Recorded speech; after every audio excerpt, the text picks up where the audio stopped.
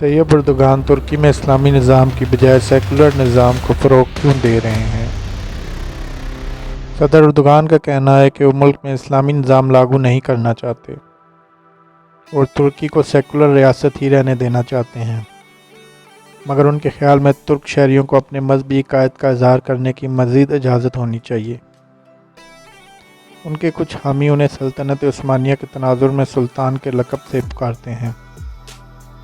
اکتوبر 2013 میں انہوں نے ترکی میں ریاستی دفاتر میں حجاب پر پابندی اٹھا دی، تاہم فوج، عدالتوں اور پولیس میں یہ پابندی قائم رہی۔